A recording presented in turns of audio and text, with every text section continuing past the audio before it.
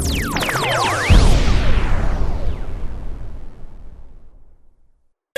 the music, that's us! Behind the music, that's us!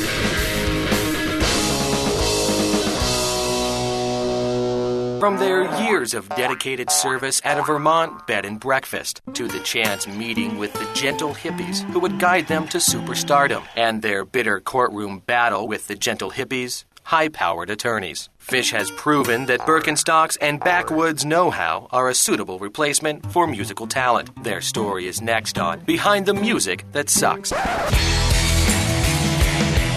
Growing up in his family's Tony, Vermont bed and breakfast, Phish frontman Trey Anastasio entertained guests from around the world. Come here, Uncle Trey's gas from his hairy... Asking only for their gentle listeners' applause in return. City folk likes to come up here and get back to the natural way of things. As fate would have it, Trey wasn't the only Vermonter.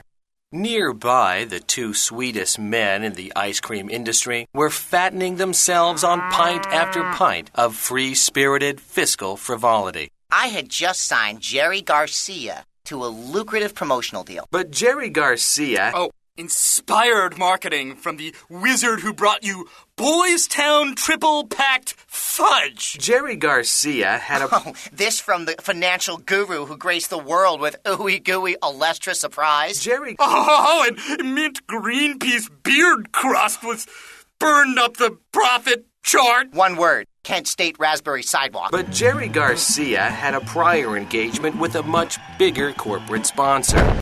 Jerry's shocking death left the state of Vermont in a state of shock. The ice cream guru's hearts melted as millions in revenue was buried like 300 pounds of decaying bearded gold. Ben and Jerry knew they would never again find such an appropriate spokesman for their fatty goodness until they saw Trey and his friends playing under the name Sons of the Soil. Our own soil. Hey, man, well, those groovy Phish boys, represented everything that we here at Ben & Jerry's hold near and dear to our hearts, The peace-loving partners. Oh, yeah, like losing $5 million on Cherry Poppin' Scoutmaster. The peace-loving... Okay, Mama Cass's Vanilla Suffocake. The peace...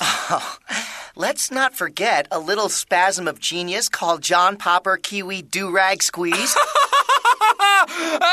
Birkenstock nougat for anybody? Japanese dolphin chunk? Hippie drippings? The peace-loving partners renamed the band Phish and signed them to the corporate vanity label. The deal was done, with one very special exception. We signed because they said they'd make us up a ice cream. The Stephen Hawking Q Rembrandts of iced goodness soon emerged from the creaming vat with another frothy capitalist concoction. I sure as heck do enjoy me a sack of this here milky flavored sugar snow sometime. With the lords of lactose behind the wheel, Phish was strapped to a runaway ice cream truck called Success. Trey was shocked to discover his benevolent bearded brethren had betrayed him. Weren't no chunks coal in it. Dang! Trey and the band were devastated. Couldn't get liquored up on it neither. Dang! But their contract with Ben and Jerry was ironclad. You see this? In the state of Vermont, it is legally binding. Ben and Jerry may never work out their differences with the band, But Trey don't see them bearded types around here no more. but one thing is abundantly clear. Phish's lack of talent allows them to freely suck ass.